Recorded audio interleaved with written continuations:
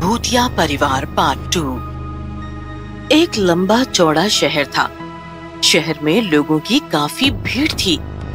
रोज हजारों लोग अपने परिवार के साथ शहर में रहने आते और छोटे छोटे कमरों में घर बसाकर रहते, क्योंकि जगह की काफी कमी थी।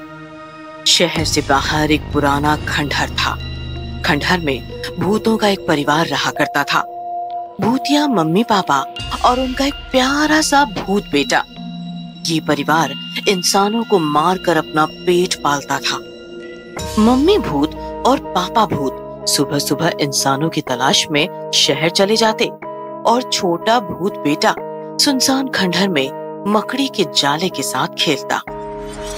भूत मम्मी पापा मिलकर एक दो इंसान शहर की भीड़ से उठाकर खंडहर लाते और फिर तीनों मिलकर उन इंसानों को पूरे दिन का भोजन बनाते। पापा मम्मी, मैं भी कल आपके साथ शहर चलूंगा। इस सुनसान खंडहर में मकड़ी के साथ खेल खेल कर मैं बहुत बोर हो गया हूँ। हाँ बेटा, जरूर चलना।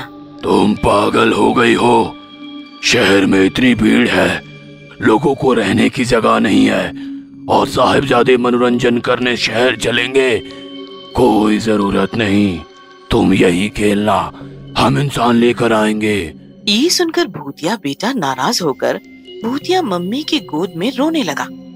दूसरे दिन भूतिया मम्मी पापा इंसान उठाने के लिए शहर की तरफ उड़ते उड़ते निकल गए और बेचारा भूतिया बेटा मकड़ी के साथ खेलता रहा। तुम अकेली इस खंडहर में बोर नहीं होती? मैं बहुत पक गया हूँ, शहर जाना चाहता हूँ। तभी भूतिया बेटे को बड़े बड़े मशीन्स और बुलडोजर की आवाज सुनाई दी। उसने छिप के बाहर देखा तो महाकाय मशीन्स मिलकर खंडहर को तोड़ने का काम कर रही थी। दरअसल निर्मल नाम का बिल्डर खंडहर तोड़कर वहाँ बहुत बड़ी बिल्डिंग खड़ी करना चाहता था। खंडहर की जमीन भी उसने खरीद ली थी। निर्मल अपने दोस्त के साथ मजदूरों का काम देख रहा था। शहर में बहुत भीड़ है, लोगों को रहने की जगह नहीं। यहाँ मैं बहुत बड़ी सोसाइटी खड़ी करूंगा और धीरे धीरे और बिल्डिंग्स बनाते जाऊंगा। निर्मल, पागल मत बन, बहुत बड़ा घाटे का सौदा कर रहा है तू। ये भूतिया खंडहर है, इसलिए इतने सस्ते में मिला। सोच, लोग यहाँ आने से डरते हैं तो तेरी सोसाइटी में रहेगा कौन? मैं भूत वूत नहीं मानता।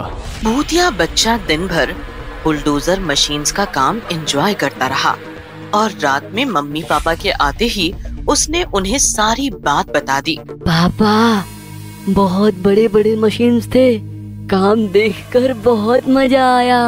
वो बिल्डर पागल हो गया है, हमारा घर तोड़ रहा है। कल नाश्ते में उसकी मजदूर खाएंगे। फिर क्या, दूसरे दिन जैसे ही काम शुरू हुआ, पूरा परिवार भूतिया मजदूरों और मशीन्स के ड्राइवरों पर टूट पड़ा। उन्हें पकड़ने लगा। जो बच गए वो भागने लगे और जो पकड़े गए वो भूतों का खाना बने। निर्मल सेठ हताश होकर सब देख रहा था। मैंने पहले भी कहा था, धोखा है, अब मैं अपने मजदूर नहीं भेजूंगा। निर्मल परेशान अपने ऑफिस में बैठा था। तभी उसकी सेक्रेटरी आकर बोली, सर, कोई भी हमारी सोसाइटी में फ्लैट बुक कराना नहीं चाहता, फिर तो प्रोजेक्ट बर्बाद हो जाएगा। नहीं लिली, मैं प्रोजेक्ट हर हाल में पूरा करूंगा। दूसरे दिन निर्मल खंडहर जाकर भूतों से मिला। अब क्यों आया है? माफी मांगने? नहीं, सौदा करने। कौन सा सौदा? देखिए, मुझे पता है तुम इंसान खाकर पेट पालते हो, उसके लिए शहर जाते हो बच्चे को घर में अकेला छोड़कर। सोचो, अगर इंसान खुद चलकर तुम्हारे पास आ जाए तो कैसा रहेगा? ये कैसे मुमकिन है?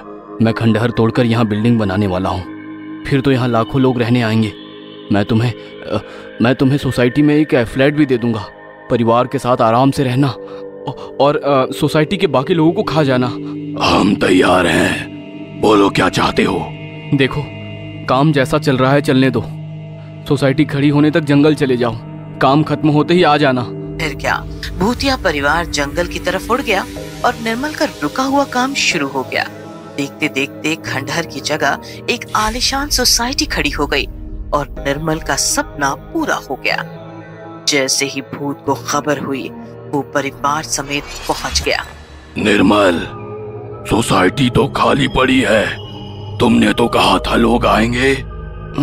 इंसान है भाई, भूत नहीं। पैकिंग वैकिंग करने में टाइम लगता है, तुम चिंता मत करो। तुम्हारा फ्लैट भी रेडी है और दावत के लिए कुछ मजदूर फ्लैट में बांध कर रखे हैं। चलो तुम्हें तुम्हारा फ्लैट दिखाता हूँ।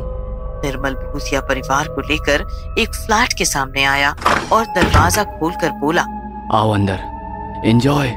जैसे ही भूतिया परिवार अंदर गया, निर्मल ने दरवाजा बंद कर दिया। भूतों ने अंदर देखा। अंदर काफी सारे तांत्रिक मांत्रिक होम हवन कर रहे थे। भूतों को देखकर तांत्रिक भूतों पर मंत्र और भस्म की बरसात करने लगे और देखते ही देखते भूत जलने लगे। पापा बचाओ। धोखा हुआ है। निर्मल के बच्चे।